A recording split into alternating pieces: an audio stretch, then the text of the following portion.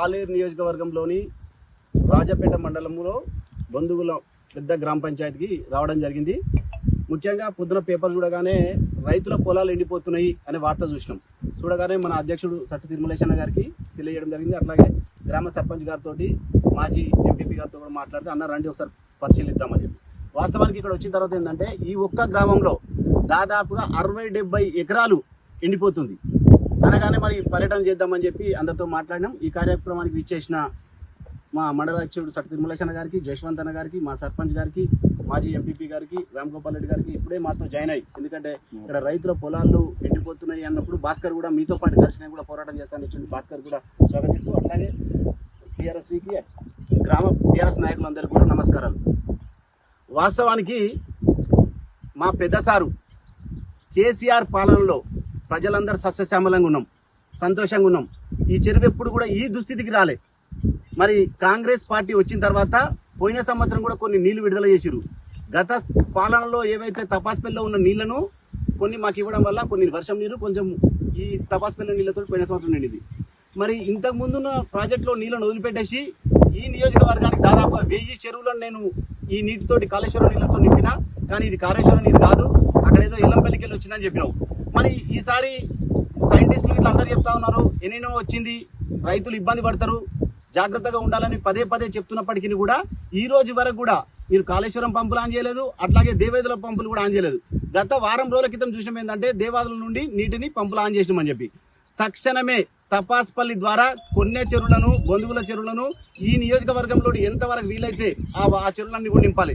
అట్లాగే కాళేశ్వరం పంపుల ద్వారా కొండపచ్చంపల్లి రిజర్వాయర్ నుండి నియోజకవర్గంలోని అన్ని చెరువులు నింపితే మాత్రమే రైతుకు కొంచెం ఇబ్బంది నుండి బయటకు వచ్చే ఆస్కారం ఉంది. ఎందుకంటే ఈ రోజు ఏదైతే ఎక్స్పెండిచర్ ఉందో చూస్తున్నాం, వ్యవసాయంలో దాదాపుగా ఎకరాన్ని ఖర్చు పెట్టాలంటే దాదాపు 25,000-30,000 రూపాయలు ఖర్చు అవుతుంది.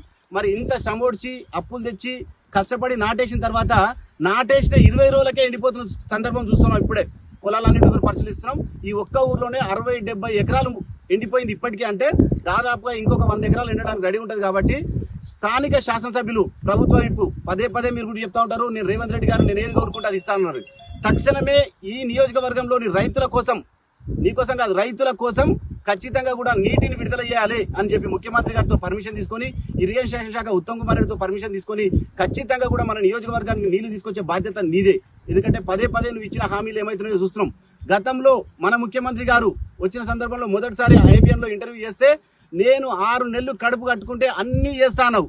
మరి కడుపు కట్టుకున్నట్టు కాదు, ఈ రోజు నువ్వు 1,00,000 కోట్లకు ఎదగడం కోసం పదే పదే ఢిల్లీకి పోతావు, అమెరికాలకు పోతావు, విదేశాలకు పోతున్నావు, కానీ మన కోసం పనిచేసి మీకోసం ఓట్లేసిన రైతులను పట్టించుకోవడం లేదు. ఇది దారుణమైన చర్య.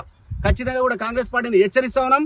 మీ కడుపు కట్టుకుంటారో, కాలు కట్టుకుంటారో, మీరు ఏం చేసుకుంటారో రైతుల పక్షాన మీరు ఉండండి. ఒకవేళ రైతు ఏడిస్తే మీరు అధ్వానమైన పరిస్థితికి వస్తారు.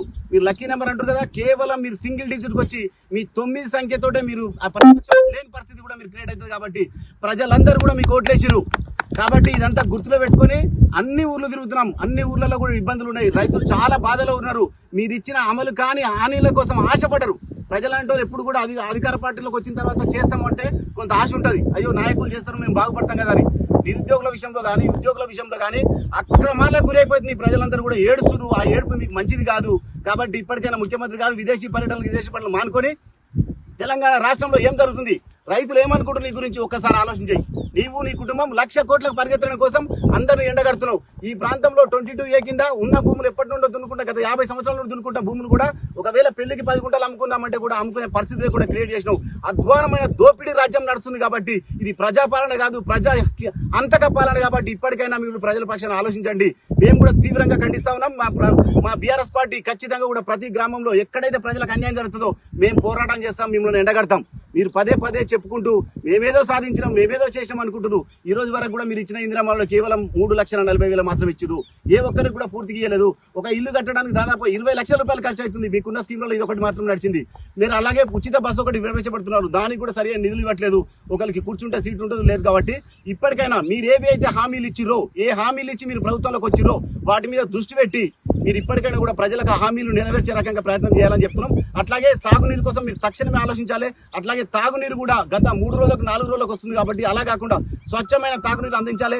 విద్యుత్ విషయంలో కూడా అన్యాయం జరుగుతూ ఉంది. ఒకవేళ కొంతమంది రైతులకు ఈ నీరు లేకుండా బోర్వెల్ ద్వారా పండించుకుందామంటే కూడా బోర్లు ఎండిపోతున్నాయి, కరెంటు సరిపోతలేదు, పొలాలు ఆగమయ్యే పరిస్థితి కాబట్టి విద్యుత్ అధికారులతో కూడా మాట్లాడి ఈ ఏరియాలో ఎప్పుడు కరెంట్ అందే రకంగా మరి గతంలో కేసీఆర్ ప్రభుత్వం 12 గంటలు 13 గంటలు మీకు 24 గంటలు చెప్పిస్తున్నప్పుడు ఇదే మంత్రి వెంకటరెడ్డి గారు సబ్స్టేషన్ లాంగ్ బుక్ చూసేసి ఎక్కడ మీ కరెంట్ అన్నాడు. మరి వెంకటరెడ్డి గారు మీరు ఒకసారి ఇప్పుడు మీరు లాంగ్ బుక్ చూడండి. మీరు ఏ స్టేషన్కి వెళ్తారో మీ నియోజకవర్గంలో కానీ మీ ఉమ్మడి జిల్లాలో కానీ మీరు ఎన్ని గంటల కరెంట్ ఇస్తున్నారు, మీరు ప్రభుత్వం ప్రజలకు ఏ రకమైన కరెంట్ ఇస్తుంది రైతులకు కూడా ఒకసారి కోమటిరెడ్డి వెంకటరెడ్డి గారు సందర్శించాల్సింది ఉందని చెప్పి కూడా డిమాండ్ చేస్తా ఉన్నాం.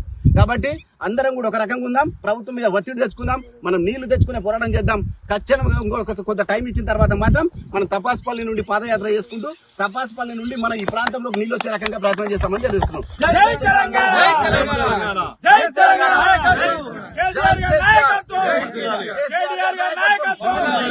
గొంగిడి సునీత మహేందర్ రెడ్డి గారి నాయకత్వం.